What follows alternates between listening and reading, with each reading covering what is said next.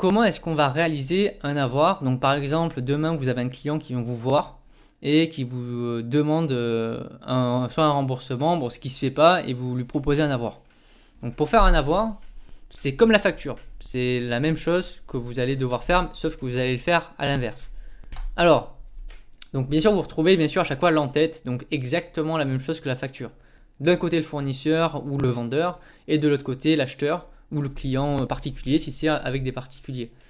Là, c'est plus bien sûr la facture qui change, c'est avoir que vous allez mettre, avoir numéro 1, numéro 10 000 si c'est le 10 millième, avec bien sûr la date de l'avoir.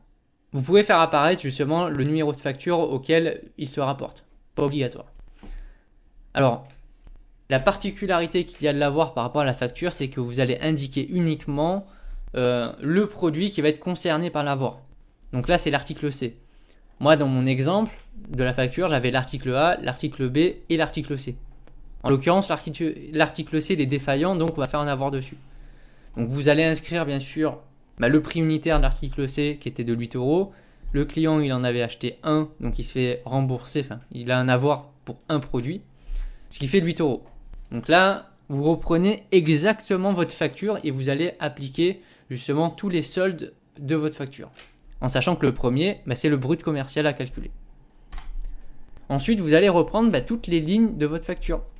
Donc, en l'occurrence, vous aviez effectué une remise de 20% d'abord. Donc là, vous allez de nouveau faire une remise de 20%. Vous aviez une autre remise de 10%. Donc là, de nouveau, vous allez faire cette remise de 10%. Ce qui va vous donner un net commercial. 5,76 €. Et donc, après, vous allez calculer la TVA. De nouveau. Puisque la TVA, il vous l'a déjà collectée, donc là, il faut lui la rendre. Donc TVA à 20%, 1,15 €. Ce qui fait, alors là, c'est ça qu'il faut faire gaffe, c'est pas net à payer cette fois-ci, puisque là, vous allez donner au client. C'est net en votre faveur TTC. Ça, c'est vraiment ce qui change. Donc pour récapituler, qu'est-ce qui change entre une facture et un avoir? Le nom, bien entendu. Ensuite, vous allez mettre uniquement le produit concerné, donc vous n'allez pas faire apparaître le reste. Et ensuite, vous allez juste mettre net en votre faveur, et pas net à payer TTC.